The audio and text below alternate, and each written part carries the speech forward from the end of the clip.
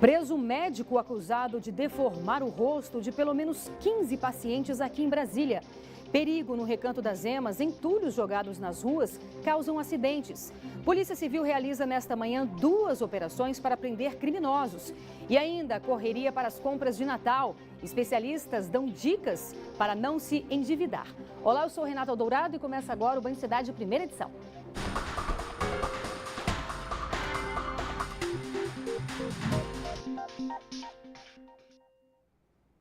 A polícia prendeu nesta manhã o médico Wesley Murakami, acusado de deformar o rosto de pelo menos 15 pacientes daqui do DF. Por enquanto, a prisão temporária é de 30 dias. A mãe do médico e a dona da clínica onde os procedimentos eram realizados também foram alvos da operação desta sexta-feira. O repórter Rodrigo Miranda tem as informações.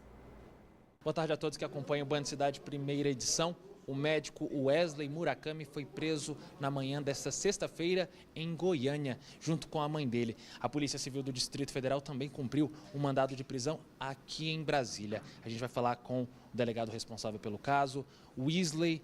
Wesley, boa tarde para você. Como é que se deu essa operação?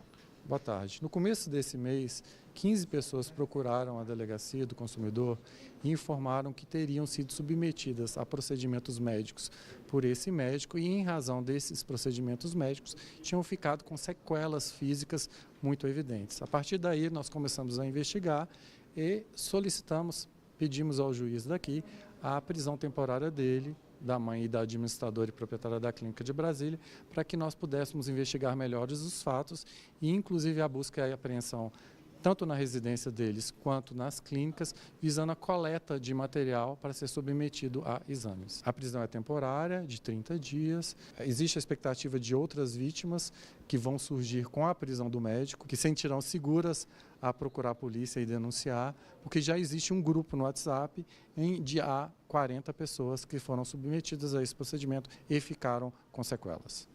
Pois aí é muito importante denunciar. Em entrevista coletiva com a equipe econômica, o governador Rodrigo Hollenberg disse que o GDF vai deixar em caixa 600 milhões de reais para o novo governo, que toma posse no dia 1º de janeiro. Ao contrário do que o vice-governador eleito, Paco Brito, havia afirmado, que a gestão de Hollenberg deixaria um rombo de 3 bilhões de reais. Durante a apresentação da previsão de fechamento das contas públicas, o governador afirmou que as despesas obrigatórias, como folhas de pagamento e dívida pública, estão atendidas. O GDF vai liquidar as folhas de pagamento do mês de dezembro ainda nas contas de 2018 e promete deixar um saldo positivo para a próxima gestão. Com o salário dos servidores pagos, hoje, a última parcela do 13º dos servidores que aniversariam em dezembro já está paga. Nós vamos deixar 1/3 de férias dos professores empenhado e liquidado para ser pago no dia 3 de janeiro e o governo vai receber um saldo de mais de 600 milhões de reais nos primeiros dias de janeiro. Hollenberg ainda lembrou que quando assumiu o governo, havia um rombo de mais de 6 bilhões de reais em caixa. Agora, ele afirma que a próxima gestão vai receber ainda mais de 1,5 bilhão de reais de recursos de investimentos contratados que devem ser aplicados em obras e na continuidade de projetos em andamento. E aqui comigo, Cláudio Berto. Cláudio, boa tarde. Boa tarde. Em quem acreditar? Pois é, olha, de repente essa é uma briga que todo mundo tem razão, né? Mas não custa lembrar que essa ladainha a gente ouviu também na posse de Rodrigo Hollenberg. Ele alegou um prejuízo, um rombo de 6 bilhões nas contas públicas e o ex-governador, o antecessor dele, Agnello Queiroz, chegou a mostrar, inclusive, um comprovante bancário, de extrato bancário, mostrando que, na verdade, havia até dinheiro em caixa. Não se sabe ao certo assim quem é que fala nesses momentos. O importante é que ninguém deve esperar do governador Ibanez Rocha uma atitude negativa em relação ao seu antecessor. Na diplomação, ele até chegou a elogiar o Hollenberg, que baixou muito o nível da campanha eleitoral, como todo mundo se lembra, e apesar disso, o governador eleito não demonstra nenhum tipo de ressentimento, muito pelo contrário. Ele, depois da declaração do seu vice-governador, Paco Brito, que, na verdade, a intenção do vice-governador não foi nem criticar o governo anterior, mas perguntaram a ele e ele disse, olha, pelo que nós temos em mãos, o rombo é de 3 bilhões de reais. Mas o governador Ibanez, à noite, durante ele encontrou com representantes do setor produtivo, com alguns empresários e tal, e ele disse, então fez um discurso muito contundente nesse sentido. Ele disse que não adianta de nada ficar olhando para trás, não adianta de nada criticar o governo anterior, porque afinal de contas ele foi eleito para resolver os problemas, sejam quais forem. Não adianta culpar, como é muito frequente, né, com novos governantes com dificuldades de mostrar serviço, né, acabam culpando os seus antecessores pela sua própria inação. E Ibanez Rocha, ao contrário, ele chegou de maneira muito enfática, olha, aqui no meu governo, nada de retrovisor, vamos olhar para frente. É isso mesmo, olhando para frente sempre. E olha só essa, no Recanto das Emas, os moradores reclamam que na região há lixo e entulho em vários lugares. O problema já causou acidentes. Imagine você que uma criança levou 15 pontos na perna depois que caiu em um vaso de vidro que estava jogado no terreno usado como parquinho. Veja só. Foi o Vinícius quem enviou o vídeo com os problemas de lixo que a população do Recanto das Emas tem enfrentado. Um tanto de lixo, como vocês podem ver, tem muito lixo, tem pneu, tem cachorro morto. Nós fomos até lá ver de perto a situação e é bem complicada mesmo. Tem entulho, lixo, pneu, TV, vaso sanitário, um descaso completo. A situação poderia ser diferente. A placa, instalada na frente do terreno, pede para que as pessoas não joguem lixo no local, mas não é o que acontece. É muito difícil, né? Correndo o risco aí de contaminação e outras umas doenças, né? Devido ao acúmulo de lixo nessa redondeza, né? O Natan, de apenas 9 anos, vive brincando por aqui. Ele carrega na perna a cicatriz de um acidente grave no local. Eu fui correndo assim, aí eu pulei, aí pegou e saiu cortando, eu não senti. Aí eu continuei correndo e depois foi eu que percebi, aí a minha mãe ficou chorando, aí o homem já ia tirando o carro para me levar. Aí a ambulância chegou, aí a gente já foi. E você continuou brincando aqui?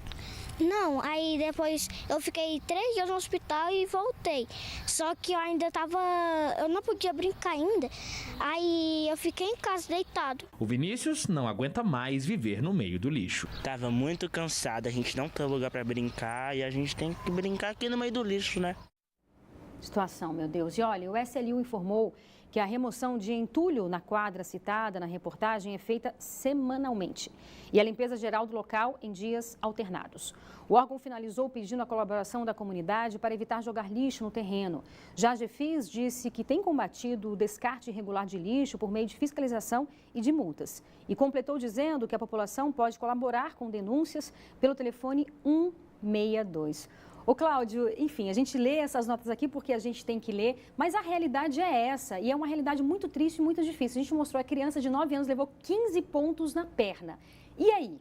Exatamente. Olha, se esses dois órgãos públicos não estão mentindo, né, a GEFIS e SLU, e há uma grande chance disso, de que eles alegam ser mentira, o trabalho deles é insuficiente, né?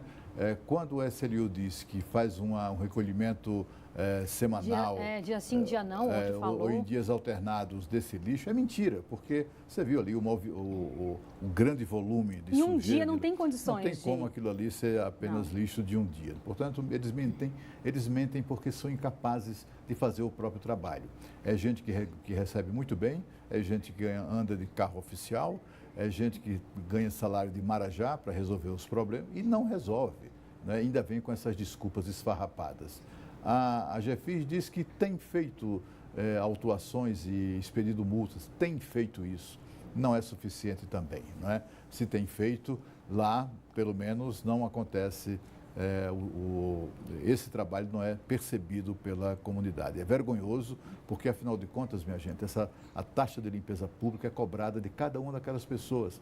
Aquelas famílias que apareceram reclamando pagam uma tarifa mensal para o recolhimento de lixo. Além disso, paga também impostos que sustentam esses malandros aí dos órgãos públicos que não fazem nada. Pois é, e lembrando que aqui na Band você tem um canal direto para fazer denúncias, mandar vídeos e mostrar os problemas daí de onde você mora. É o WhatsApp do Band Cidade, anote nosso número 999769204. O Natal está chegando, né? E o comércio está otimista, prevê um aumento de 13% nas compras com relação ao ano passado. Mas essa é uma época em que os consumidores também ficam muito endividados, principalmente por causa do cartão de crédito. Pois é, para não entrar em 2019 no vermelho, os especialistas recomendam cautela com os gastos. Este humorista está animado com as compras de Natal. As pessoas hoje precisam de, além de sorrir, tem que ter um presentinho, né? Mas tem muita gente por aí que anda cautelosa com os gastos. A situação financeira, né?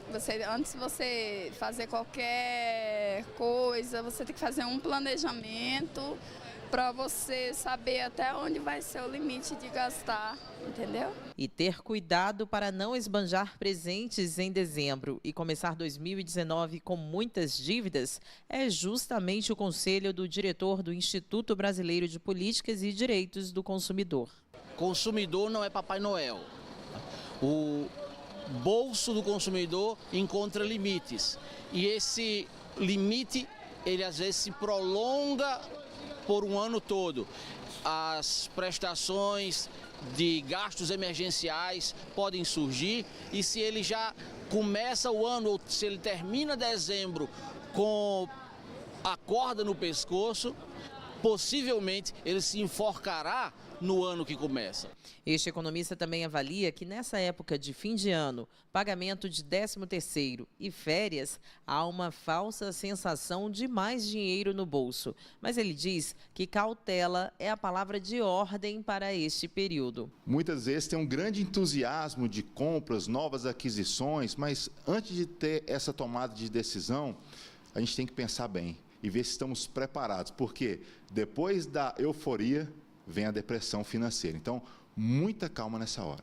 O Gustavo está desempregado há 8 meses. Ele lamenta, mas já deixa avisado. Este ano, o Papai Noel não vai passar na casa dele. Empregado, então não tem como fazer dívida, né? Comprar presente para passar o resto do ano endividado sem ter condições de pagar. Com certeza, certo ele. E você vai ver a seguir, Polícia Civil realiza 2 operações nesta sexta-feira. Os detalhes chegando daqui a pouco. Não saia daí, eu espero você.